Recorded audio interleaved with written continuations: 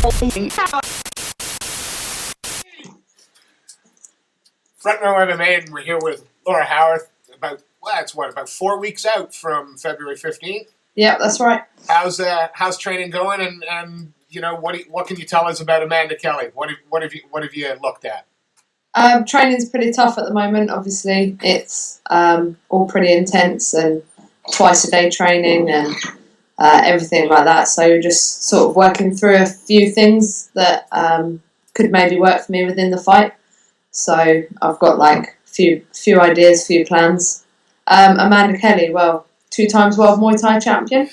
So, she's going to have good stand-up. She's had 1 MMA fight. So, she went straight into the pro career and, she put on a good show.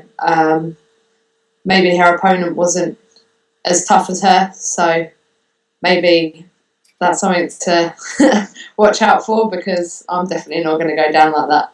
Well, it seems like you've got your last fight. You went in against obviously a grappling specialist with a judo silver medalist, and now you're going in with a striking specialist. Yeah. Of the two, which do you relish more? Did you relish which one? Were you more excited about? I'm more excited about this one only because all the MMA fights I have had have been against people who have had more of a ground game. So it's going to be interesting to test myself against someone who's got that stand-up. Obviously, we're not going to ask you to give away a game plan or anything, but I'm going to presume there are positions that you don't want to find yourself in. Is that? I'm pretty comfortable on my feet. I fought Pro K1 before I went into MMA, so I'm pretty resilient on my feet. It's going to take a lot to put me down. So yeah, I'm I fancy my chances. Well, and again, when you look at sort of stylistically, you'd have to suspect that her ground game is not going to be anywhere near her stand-up. I think most people looking at this fight are going to make the presumption that you'll stay on your feet for as long as necessary before a takedown presents itself. Again, obviously, you don't want to talk game plan, but it seems to me that that's the easy route for this fight. Yeah, but I had an easy route for the last fight, and I didn't do that very well, did I? Can we talk about that? You've had a chance to sort of some time off from that fight. You look back at it now. There's got to be some things that you see that you're pleased with. There's got to be some things there that you looked at and went, "I'm not so happy with that." First off, what was the thing that you looked at and went, "That's got to change next time"? I think the whole lead up, like the day before that fight, the weigh-in, and the whole fight, everything that went wrong or that could have gone wrong went wrong. I missed weight. I picked up a stomach bug while cutting weight. Ended up in A&E that night. Wasn't rehydrated properly the next day. So I was tired going into that fight and everything like that. But I still managed to come out with the win and get my first pro win. So for me, that's the positive.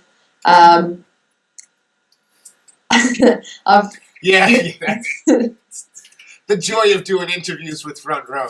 But I'm not so happy with my performance in that fight. That's not the kind of fighter I am, and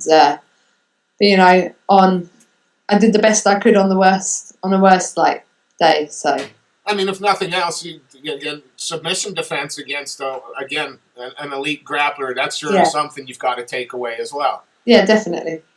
Amanda's obviously, you're both 1-0 pros. You both 1-0 in Cage Warriors now. You've talked about that MMA experience that you've had. You did the amateur as well. Is that going to be one of the big difference makers in this fight? I think it could be. It just means I've had more time developing my bottom game, ground game. I can't really say, that I've had more cage experience, because she's had plenty of K1 fights, and that's just the same. She knows how to perform in front of a crowd. She knows how to take the nerves and everything like that as well. So I don't think it's going to have a great difference. You're training down at Gym 01. It's got to help that, Phil Harris got a fight coming up as well. Yes. How much does it help when sort of some of the, and if I use the word leaders at the gym, I don't know if it's overselling it, but some of the sort of the key figures at the gym when they're in preparation for fights, does it raise the game of everybody?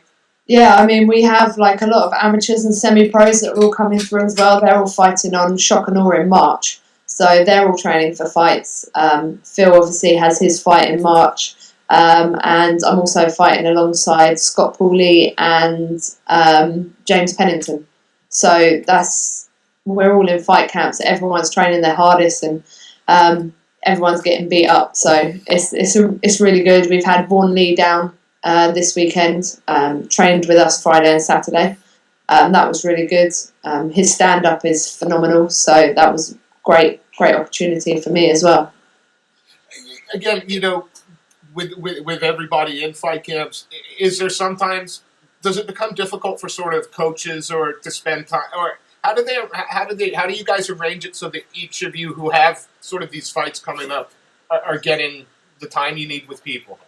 Well, it's really good. Brian has a list of names who's all fighting, and the closest fights. So at the moment, it's me, James, and Scott. We have 2 other guys from the gym assigned to us. So when everyone's doing their regular warm up at the beginning of the session, those 2 people, I've got Jade and Chris. They both help me out at the beginning of the session. I have a different warm up.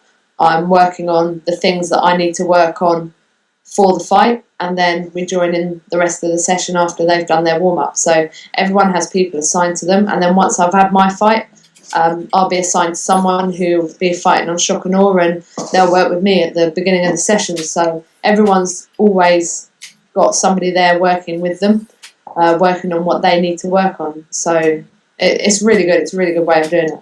I'm going to ask the question and then answer it at the same time, which is always annoying for fighters, but sure, where are you doing the majority of your work for this fight? You're going to say I'm working my all-round game, but is there anywhere particularly you're working in this camp? I think, well, for this camp, like I said, we've got a few different options depending on how the game pans out. If I end up staying on my feet with her, then we've got options from there. If I end up thinking I need to take this to the ground, then we've got a few ways that I can work in and take that to the ground as well. So it's one of those fights where, predominantly I am a stand-up fighter, but how do I compare myself against a 2 times world Muay Thai champion in that sense? In the last fight, despite the fact the weight cut didn't go the way you'd like, you had the issues with rehydration, the stomach bug afterwards, you still went all 3 rounds, and cardio didn't seem to be an issue. Is setting the pace, setting a fast and hard pace for this fight going to be important? I think so. I think it makes you more unpredictable. I definitely don't want to spend 3 rounds running backwards.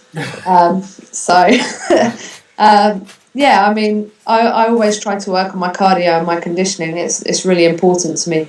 A lot of people say, technique's the most important, which I do think it is, but I like to know that no matter what, I can go those 3 rounds. And since my last fight, I knew that there was a possibility that I was going to be fighting in February. So all over Christmas, I've been carried on my strength and conditioning, my runs, my cardio training. So I've started this camp in physically fit condition, and it's just helped me to improve on everything much quicker.